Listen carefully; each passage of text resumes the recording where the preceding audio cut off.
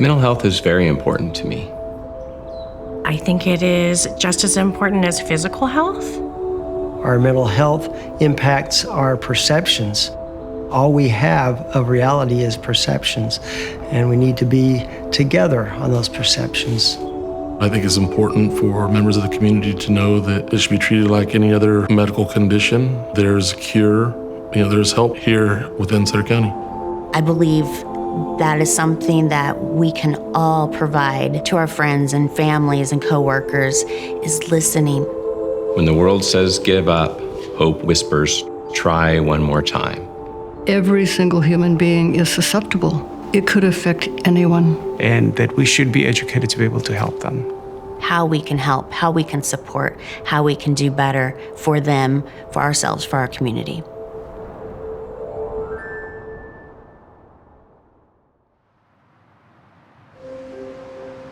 Hi, I'm Rick Bingham, Director of Sutter Yuba Behavioral Health. Our mental wellness is an integral part of our day-to-day functioning and contributes to how we feel, process information, and interact with others. Many of us take our mental wellness for granted until we have a bad day. On those days, we often lack energy, have difficulty concentrating, and don't feel like our usual selves. Some individuals come across these bad days much more intensely than others, and they experience significant symptoms that hinder their ability to work, socialize, and engage in other routine activities. When symptoms become very serious, help is needed right away. Imagine you're at a dinner party and you see a friend experiencing what seems to be a medical emergency, like a heart attack. What would you do? If you are trained in CPR, you may be able to provide life-sustaining measures until a paramedic arrives. Now imagine that you're with a friend who seems to be experiencing a mental health crisis, something that needs intervention just as urgently as your friend having the heart attack. What would you do? Mental health first aid serves this very purpose. It teaches people how to respond to a mental health emergency just as folks are trained in CPR. Sutter Yuba Behavioral Health has trained close to 900 people in Sutter and Yuba counties in mental health first aid, helping those individuals just like you feel more prepared to help those in need. Please enjoy this video that discusses mental health first aid and hear firsthand accounts from members of our community about the training they received.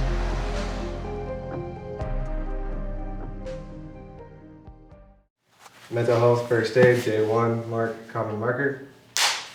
Well, the way I think of it, mental health is probably one of the most important parts of our lives in terms of determining our happiness, our well-being. It's fundamental, I guess, to who we are as people. I think it is probably the pinnacle of what needs to be cared for in a person. It informs and drives so many different conditions, whether it's physical or spiritual or social. It just has a great impact on how a person thinks about themselves, how they behave, and how they interact and how they do their lives. Mental health can affect us in so many ways, and people don't realize that. When somebody suffers from mental health, it's going to affect the way they live. It's going to affect whether or not they can go to work, whether they can go to school, whether they can socialize with their friends. Their relationships start to suffer when they suffer from mental health disorder.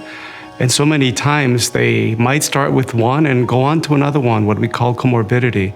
If a person is living with depression, at some point they will probably develop anxiety as well, and vice versa. A person that's living with anxiety eventually tends to develop depression. So I think mental health can affect communities and families, relationships in very different ways, from minor ways to maybe more extreme ways.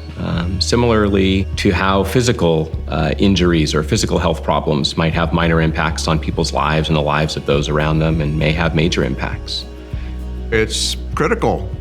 It's as critical as your physical health. It really is. Indeed, people who have poor physical health can still live very fulfilling lives as long as they can have good mental health. But the opposite's not really true, so maybe it's more critical.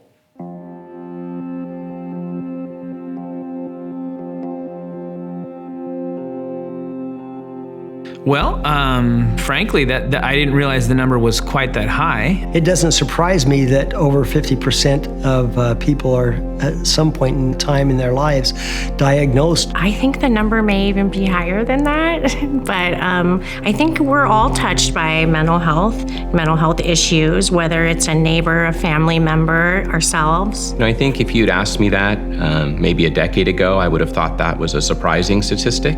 It's not really surprising. I would assume, just from my own experience, that the term diagnosis is very important, because there's probably higher than that. There's probably many more people who are not diagnosed but still feel the effects of mental illness throughout their lives. One of the reasons that people never get diagnosed with a mental illness is because of what we call like internalized stigma, which is when the stigma that exists in society around mental health conditions is something that becomes internalized into the person's own belief system, which makes it hard for them later on in life to seek treatment when they do start to experience mental health symptoms. Mental health is something that may come and go throughout someone's life, and you may pass through a period of time when you don't have that mental health. And so it doesn't surprise me at all that the figure is maybe high for some people, but it doesn't seem high to me. You know, I think it could be low, but I also think it could be common, right? So if there's more than 50% of us that experience a behavioral health condition over our lifetime, you know, I want people not to think of that in a scary way. I want them to think, gosh, this is something we have in common. Like, you know, we've got broken arms, or we all have stomach aches, or, you know, we all get headaches. And so it is common, and I hope that because we all have this condition that we can experience together over our life, that we can connect around it and we can support each other around getting help and talking about it openly, and it won't be so stigmatized. It's self-reported, so the person has to kind of look within themselves and say, am I going to share this with you? Am I going to open myself up with you? Only about 5% of our population say, yes, I am dealing with that. And we know that it's much higher. When it comes to substances, you can say, yeah, I've got an addiction issue, I've got this problem, and if I can just get away from it, I'll be fine. But I think a lot of people, if they say, well, I've got a problem inside, and I don't know if I can get away with it, so I don't really want to open up and share that with you. And so it doesn't surprise me to hear that numbers could be that high, because we see people who don't really want to admit that, and yet working with them, we realize, well, the number's much higher. We have to differentiate between diagnosable mental illness and who can have mental health issues. And it's a spectrum, right? We all feel sad at some point in our lives, and when we feel sad, we usually feel sad for a couple of days and then we come out of it. Diagnosable mental illness is different. So that's the differentiating between 50% of the population will have a diagnosable mental illness versus do we all deal with mental health issues in our lives.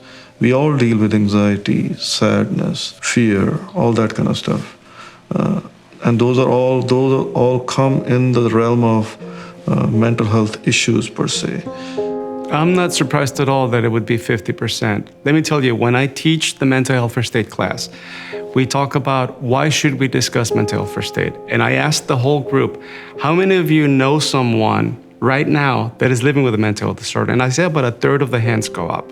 And when I say, how many of you have at some point in your life known someone? And about 2/3 go up. And then I say, did you know that depression and anxiety are also considered mental health disorder? And then like pretty much all the hands go up. Almost every one of us knows someone that has lived with a mental health disorder, be it depression or anxiety. If at any given time in the United States, in 1 year, something like 20% of the population is living with a mental health disorder, 18 to 20%. It's not surprising that in a lifetime, it would be much, much higher. The encouraging thing is that if 50% of us are gonna experience mental health disorder and only 18 to 20 have it in a year, that's encouraging, because then we know that recovery is not only possible, but it's probable. So someone that's living with a mental health disorder is not gonna stay there forever. They can get help, and in many situations, it improves or diminishes or it goes away completely. I think back to watching the premiere of Saving Private Ryan, and the theater was open only to veterans that had served in World War II. We thought it was grand. We thought it was a great idea. There was a high school band waiting for him outside. There was politicians. There were crowds of friends and family ready to cheer when they came out of the theater. In this silent moment, when you know the movie is over and they're coming out, the door to the theater burst open. The man is weeping. The wife is saying, I didn't know, honey. You didn't say anything. And the next guy comes out, and he's angry as can be. And it just brought back so much to these soldiers. And it was clear we had been stuffing this for so long, and we did not deal with it. We did not recognize it, especially in the 40s and the 50s with these huge numbers of Americans that were lost in combat. And it's just an example. But today, we recognize PTSD. And there's a bit of respect that goes along for somebody with that. We give them a pass. And do we recognize that there's PTSD for firemen, for cops, for a lot of people that have to do emergency response?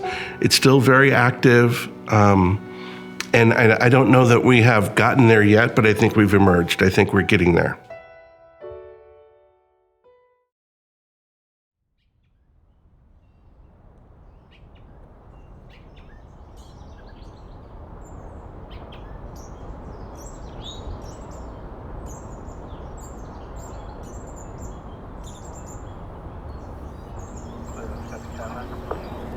That's right.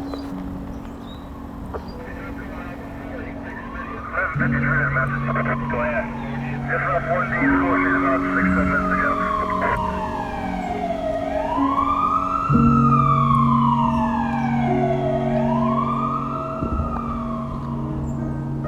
I've been a fireman for close to 27 years.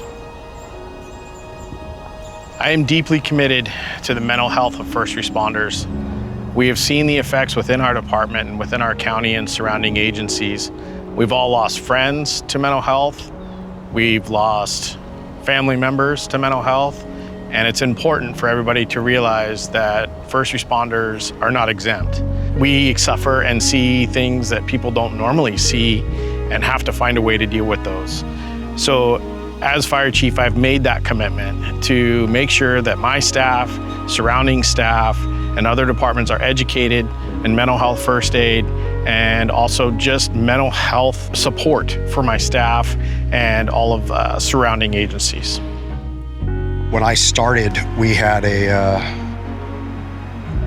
kind of a tradition that you sent the new guy in or new girl in to do all the dirty work or all the unfavorable work, so to speak. You didn't get to talk about it back then, and that's definitely had a toll on me. When you go home to your family and you're not supposed to talk about it, I think what we're trying to accomplish here is helping because we're getting it out there. There seems to be a huge push in mental health and taking care of people.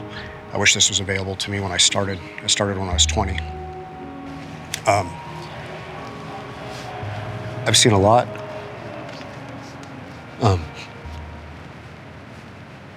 We won't get into details, but you know.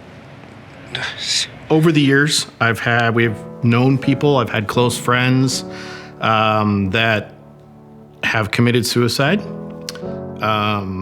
first responders that let the situations get too in depth, I would say, and didn't get help that they needed.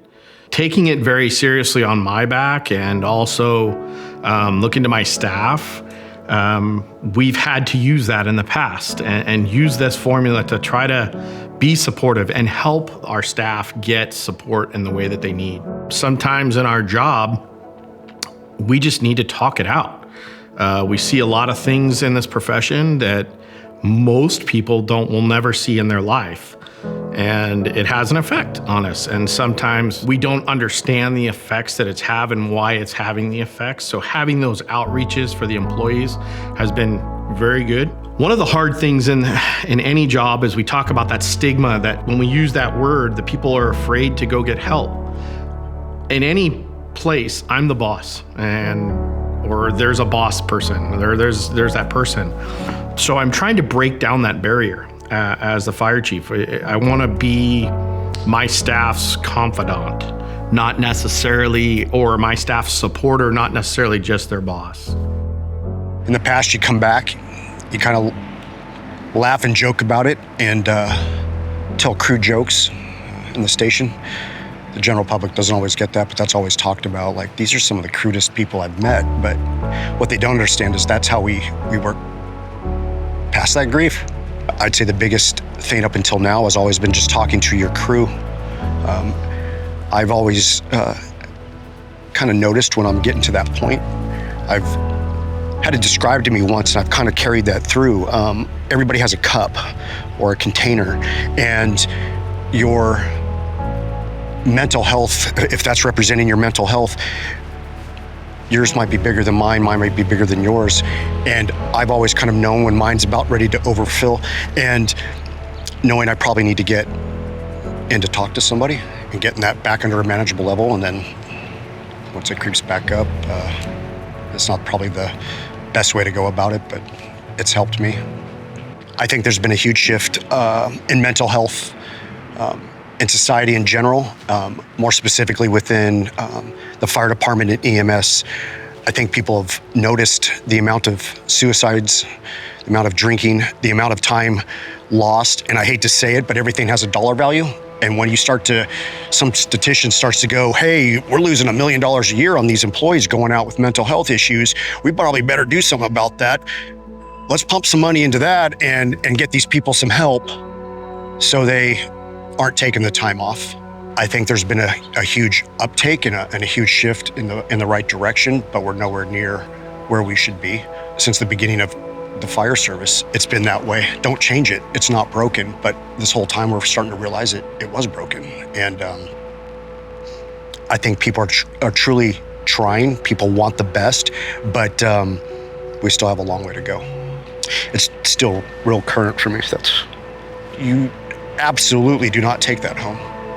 They ask and you go, you don't want to know. I was working a lot of overtime last year, and I was trying to take care of myself, and I didn't recognize the struggles that my wife was having. And I carry a lot of guilt with that because I should have been there for her family first, you know? I'm busy trying to deal with my demons and my stuff here at work, and I think our families get pushed to the wayside a lot of times. And if we're really going to go forward with this mental health push, we need to encompass every part of it, not just us on the job, but our families and people that are associated with us. I think they often get left in the background. Yeah, there's usually a stigma attached to any kind of behavioral health issue in the fire service. I'm hoping to be a part of a committee that we just started at work that stops that stigma. Yeah, at first it's you don't want to speak up, you don't want to say anything. You just want to pretend like you're the big bad firefighter, you know what you're doing, you've been around for a while. But what happens is you get back, especially when you're alone, you get back to the station, and if you're not processing that, you're not speaking to anybody, eventually that's going to turn into some kind of negative behavior, whether it's happens at home, whether it's drinking, whether it's alcohol, drugs, some kind of negative behavior is going to start if you don't have that outlet. I think there's the beginning of sufficient support in treating and maintaining behavioral health in firefighting. One of the thing that's difficult about approaching coworkers about mental health issues, and it's happened to myself. I had a day not that long ago where I called in sick, and usually folks that know me at my work, if I call in sick, it's usually because I don't have a virus or something like that. It's something behavioral health related. I had an outpouring of support and people worried about me just because of that. And so you got to be careful to walk that line. You don't want to give too much and jump all over those people, because then they're going to just retreat further. That's the fine line that's hard to balance. Is like you want to at least check on them, but you don't want to be overbearing either. We're all doing the same job, just different title usually. I think the biggest thing to take away from it is even with all the mental health issues, we would all sign up to do it again. I will bite that bullet, because who else is going to do it? I tend to have a little bit more empathy and compassion than some people. Not saying anything negative about anybody else, but if I know somebody's taking their last breath, or I'm the only one around because family's not there, I'm going to make sure that I can do everything to make sure their last moments are at least decent and not alone.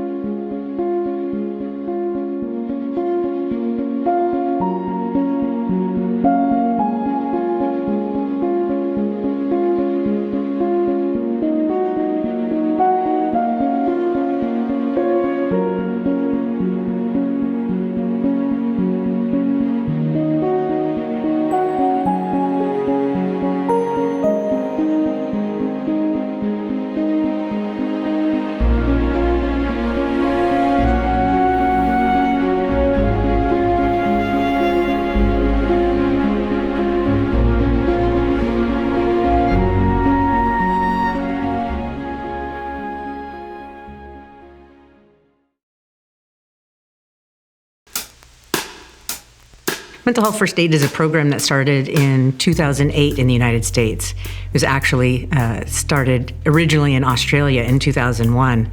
And the idea behind the program was to develop a program like CPR or first aid, but for mental health. The people who started the program, Tony Jorm and Betty Kitchener, were walking their dog one day wondering why it was that nobody's ever done this. And when other countries learned about it, including the United States, 26 other countries have developed a mental health first aid program there, and ours started in the USA in 2008 with a partnership between the National Council for Mental Wellbeing and the State Departments of Mental Health for Maryland and Missouri. Essentially, the purpose of the mental health first aid program is to help people do a brief assessment, understand the risk that a person is under when they're experiencing mental health symptoms. Look at, are there specific risks, such as are they a danger to themselves, a danger to other people? Are there areas of their life that might be at risk if the person doesn't get help? And then to provide a supportive listening environment where they're being heard and the person is feeling supported. Am I familiar with mental health first aid? I am so familiar with mental health first aid. I believe so deeply in mental health first aid. It is a course that folks can take to learn a little bit about how to support folks who might be experiencing some behavioral health crisis, or learn information about how to talk with others who might be experiencing a crisis. I think sometimes we're worried. Are we going to say the wrong things? Will we not connect? Mental health first aid has a structure that you can engage with to help you have conversations with other people, and it's not as scary as you think, and you don't have to be a licensed professional or a clinician to have this conversation. You can just be a person, and mental health first aid helps you with that. I do believe that it does take a brave and courageous person to speak about historically marginalized situations such as mental illness, to dismantle the stigmas that continue to remain around mental illness. Always listen to your gut. There is such stigma with mental health. It's pervasive. We would never, ever think about treating somebody with diabetes or cancer or with a physical illness by locking them up. We treat people who have mental illness differently. We're scared of them. We're scared of folks who have mental illness.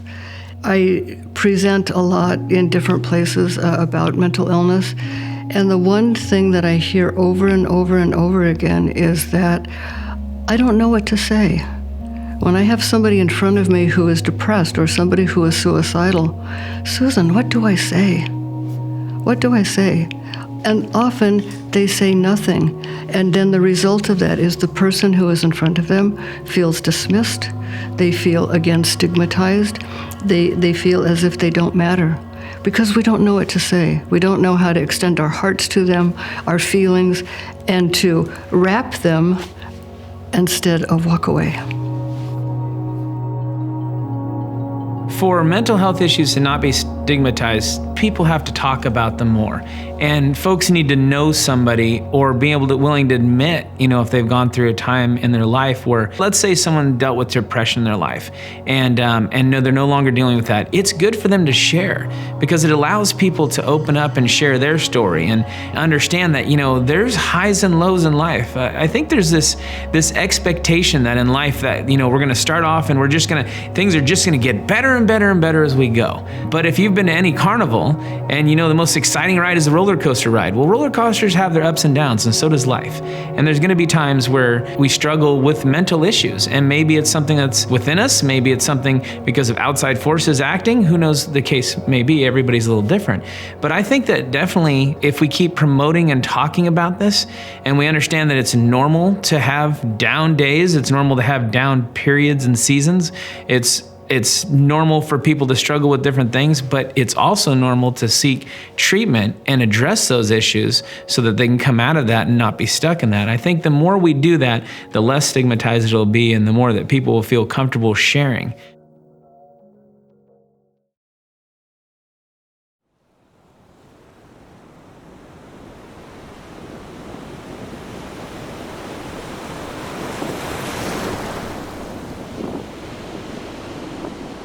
My sister was, she never admitted that she had a mental illness. And so therefore she never received the help that she needed. And even though she was told, she neglected to seek help or even accept the fact that she had a mental illness. And very unfortunately, she passed away a few months ago because of the same. She suffered from depression. And she never accepted that fact. And so yes, there affects the family, especially when family members not willing to accept the help that they need. Even when you on your own, but you by yourself, and no one accepts you, you can still move on. You can still live. There is still hope.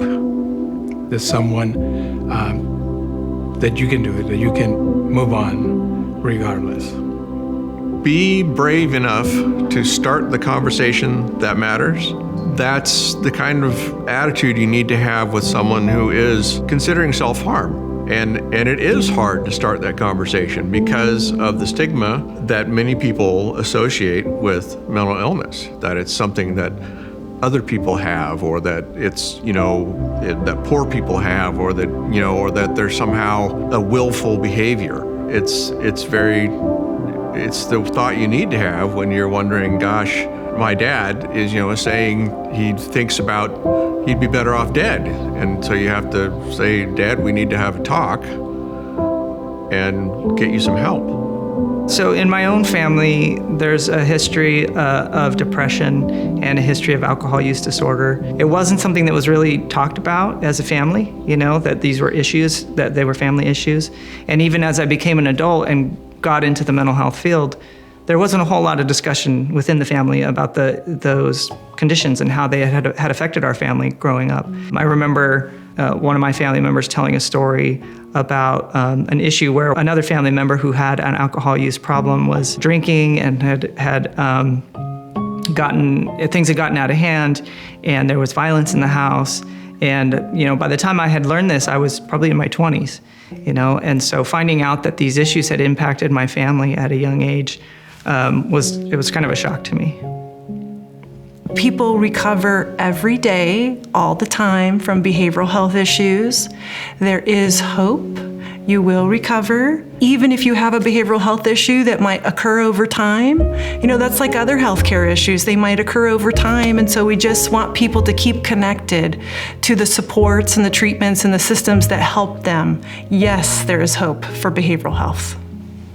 I just want to say that mental health first aid is for the entire community on all walks of life, whether it's a faith-based group of people that are wanting to get involved with mental health first aid, or if it's military families or that want to connect with mental health first aid and learn. I believe that mental health first aid is for the entire community. It's not for any particular group. It's for everyone. And it's just like taking CPR and first aid. It's an important aspect of learning how to intervene in a situation to where you can help somebody truly get help and support. Having a conversation about where those thoughts come from. Thoughts are derived from somewhere, and being able to walk you through the process of how did you arrive at that thought and what have you done to try to change your mindset about it. Have you reached out? It could have been maybe you talked to someone and they didn't believe you or get you the help that you needed. I think it would be important to just kind of explore those thoughts to help you, not to change your mind, but to have more of an understanding and an awareness so that you can educate yourself.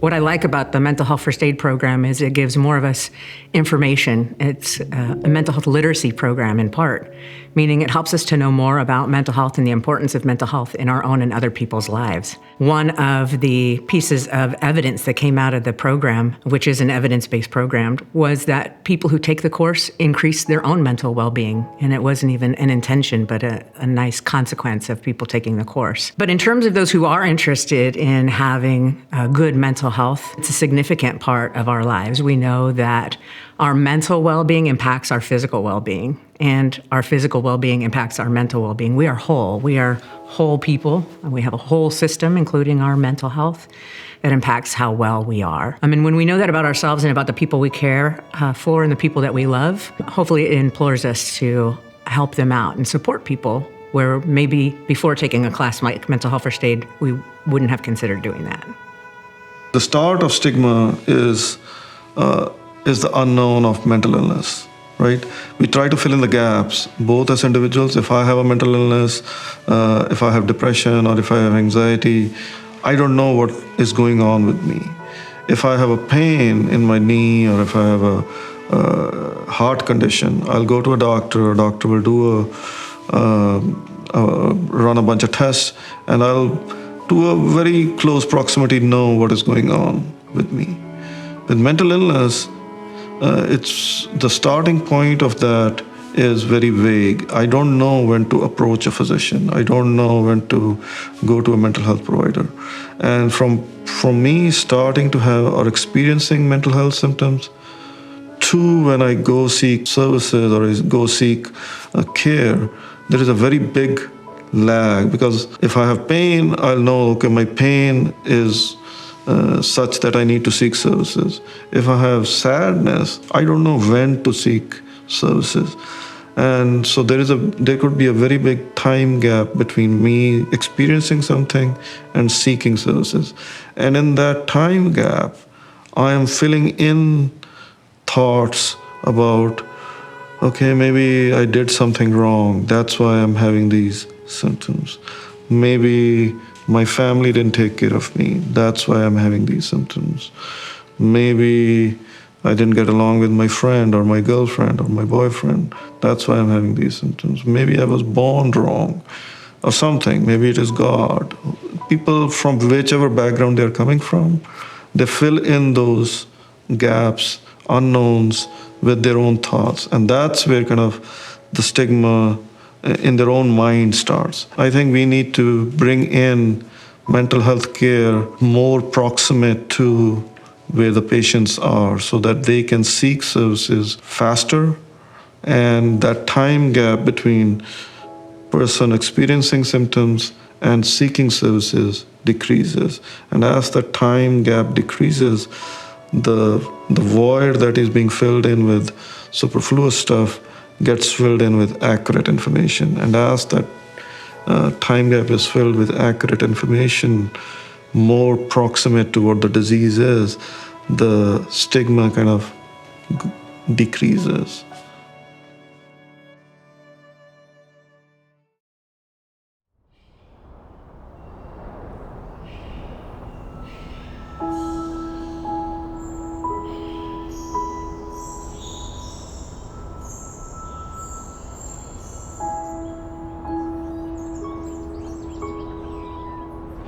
How bad did it get?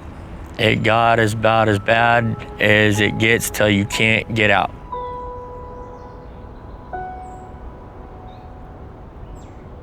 It was starting with the the painkillers from my accidents, racing motorcycles.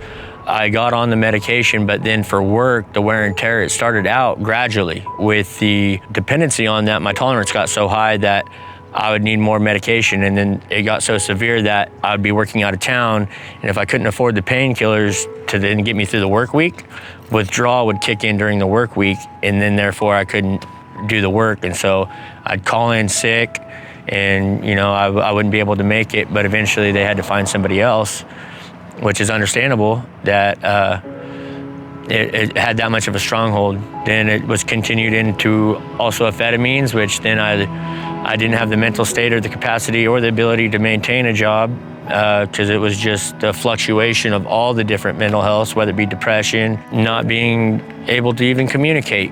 And so I lost that and became stubborn and angry and eventually ended up homeless.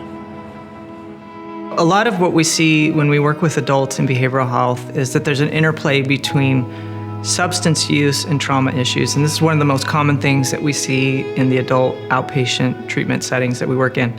And that is that when a person experiences trauma in their life, it creates disruption within the nervous system, within the mind, within the brain, and that tends to reverberate in their lives in different ways.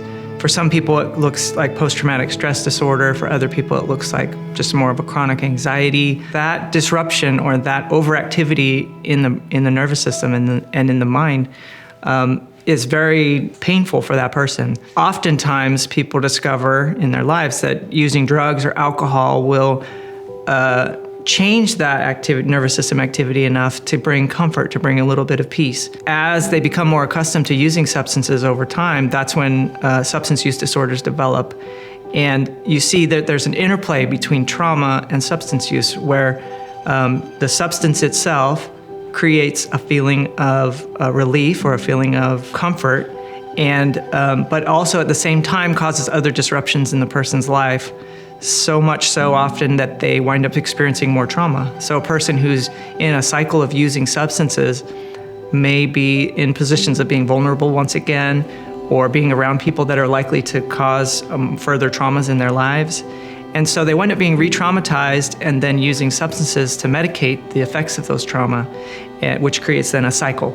It's a cycle where substance use creates a feeling of comfort, but also creates more risk and more chaos in the person's life, which then leads to more trauma, which then leads to more substance use. And those two things play off of each other back and forth over time. In addition to their traumas that they're experiencing as adults, they've also got childhood experiences that kind of set the stage for trauma, overactivation of the nervous system, and that need to kind of find ways in their lives to deactivate the nervous system, to bring it down from a high level of arousal down to a lower level.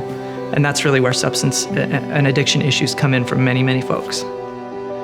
Was there shame and embarrassment? Yes, absolutely, the entire time. Because I didn't want to, but the pains and the mental health, either physically or mentally, it starts out thinking that I will get control of that, but then knowing deep down, I think therapy or just speaking on someone, the shame and the embarrassment and the guilt add up to where it could become a very severe mental aspect. I was so severe and so independent and scared of love that I wasn't in a relationship. I was already hurt so much mentally that I wasn't prepared for, so I isolated and just did a lot of substances, but I was unaware of how hurtful that is to your family. I'm having a child at the end of the year, and I'm engaged now, so I'm starting to feel those emotions, but it's very difficult to deal with knowing that so many people put so much time and so much of their hurt in the back to provide a good life for me and my brother.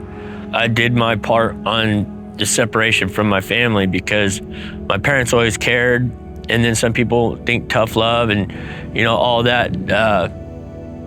It brings different opinions and views on how it should be dealt with, and it caused a lot of trouble and separation.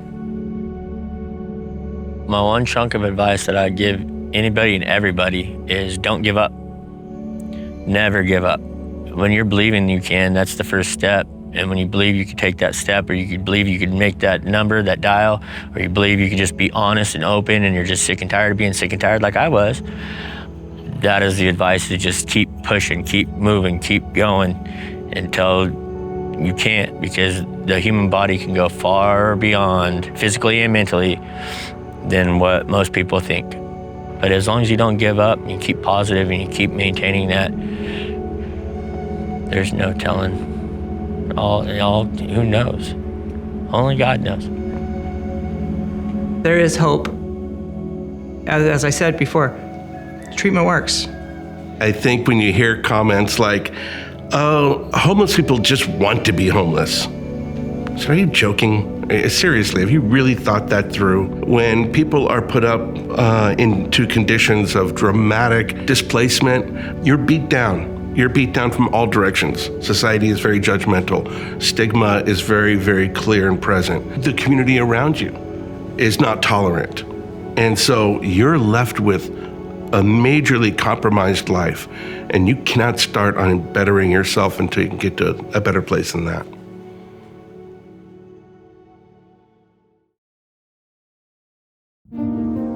I believe it's possible that stigma can be significantly decreased. Stigma is reason number 1, 2, or 3 in every national study on why people don't seek treatment. But I think of how we used to talk about physical disabilities. And I remember when it was socially acceptable to call somebody in a wheelchair a cripple or a handicap.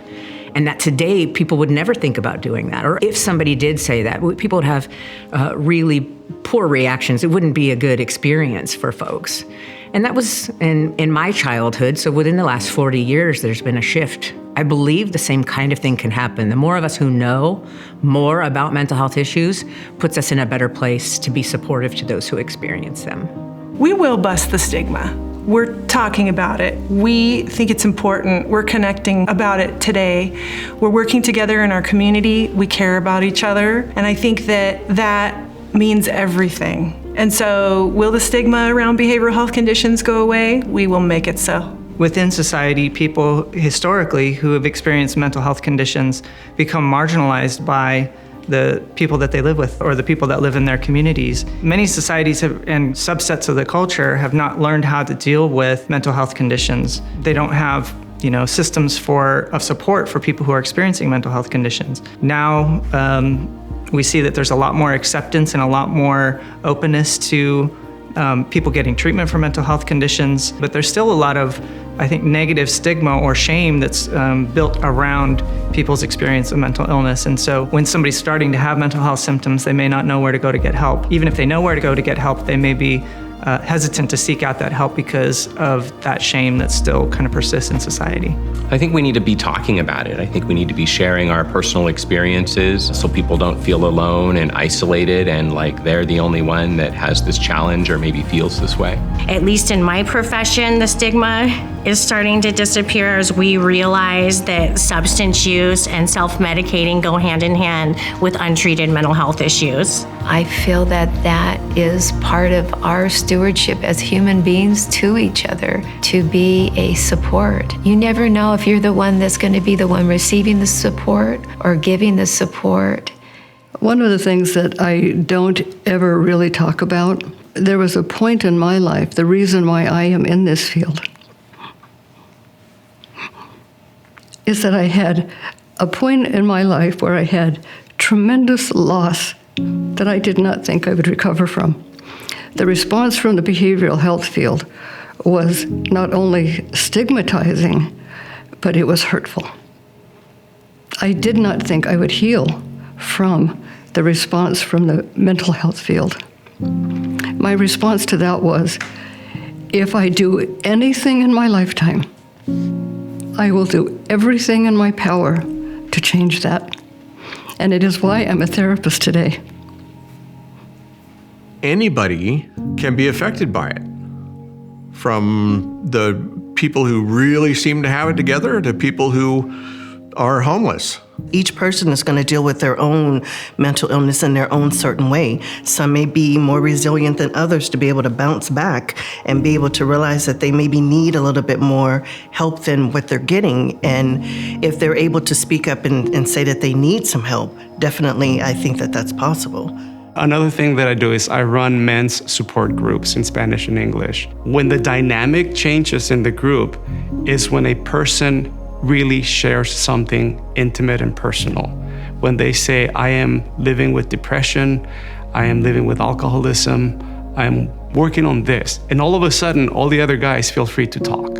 They start sharing their deepest things because somebody brought it up. To be able to talk about mental health disorders, especially if we're living with that, takes vulnerability. To be the one that starts the conversation, that says, you know what, I'm feeling suicidal, I'm feeling depressed. And to be the one that does not perpetuate that stigma, that does not put up with somebody saying, horrible words about people that live with mental health conditions. You can be the difference by doing that.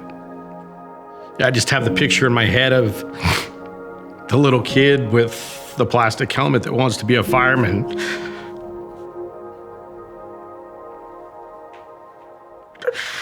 That was me. And at one point in my career, I didn't know if I would make it to where we are today. And it was because I had to get rid of that stigma. Be brave enough to start a conversation that matters. It takes bravery. It takes a lot to talk to somebody. A lot of times it's intimidating. Not only are you asking them to put themselves out there, but you're putting yourself out there. Sometimes physically, but sometimes just open. And sometimes that starting the conversation is just explaining to them or being a little vulnerable about something you've dealt with in the past before. But I like that. Be brave enough to start the conversation. That's a good quote.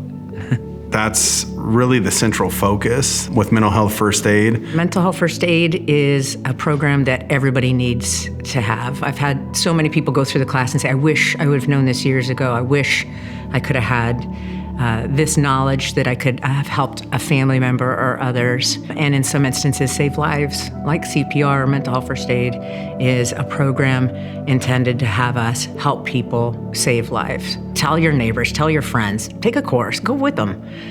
Show people that we care for people who experience mental health and substance use challenges. We can reduce the stigma about mental health and mental illnesses in our communities, and that we can all be the difference. My grandmother was admitted to what was called Kansas City State Lunatic Asylum No. 2, and she was admitted there in 1941, and she stayed there for 35 years of her life. This was not something that we talked about in my family at all. So what I have is my grandmother's chart here. I was able to travel back to Missouri. They've turned the institution into a museum, and there was an old medical record store there when I went with my dad and my uncle. We went back to the site of where they had last seen their mom admitted there at that hospital.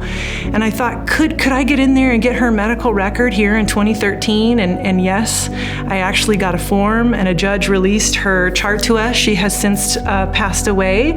But Ora Grace Eberhardt, my grandmother, was admitted for over 35 years of her life in an inpatient psychiatric institution. And what I can tell you in reading this chart is that it was so impactful to read about her experience, but also the staff who really tried to care for her. You know, in the years she was admitted, 1941 through 1975-ish, there was a lot going on in behavioral health policy to include what we know to be the deinstitutionalization of behavioral health, folks getting discharged in the 60s out of inpatient settings. And she was discharged back to our family, but you know, we weren't able and ready to support her. And so I think family members knowing more, talking more about what maybe she would have needed would have helped us a little bit. She did go back into an institution and live the remainder of her life there. I bring her chart because I want to share her story and the fact that we can talk about these things. We can talk about how it impacts us and our family. We can look at how we offer services and we can learn, and we can appreciate people who provide behavioral health services and who are there with our loved ones, and we can step into those roles ourselves, and we can claim a bit of our family back, and we can help ourselves heal as we talk about what we have been through together.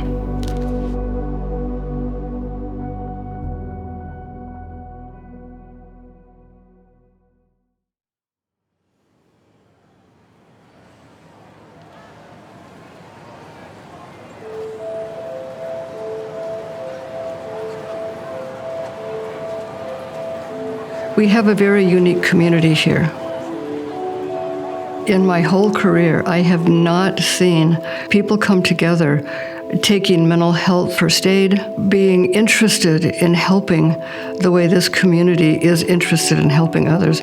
We have people who are coming into the field because it's their heart. When we interview them, we know that their heart is with the people who are suffering, and they're making a difference. I get to work with a team of people that are just phenomenal in listening, in engaging, and encouraging people to be their whole self.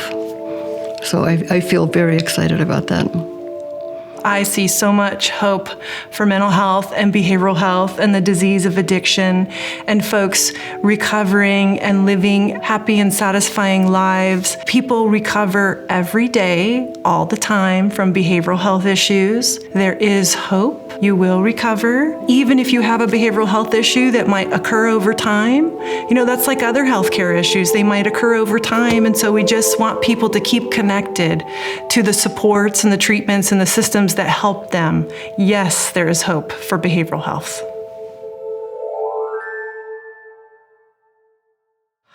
Let's see. I think I said all the things. I'm passionate about it. I hope it comes through. Oh my God. No doubt.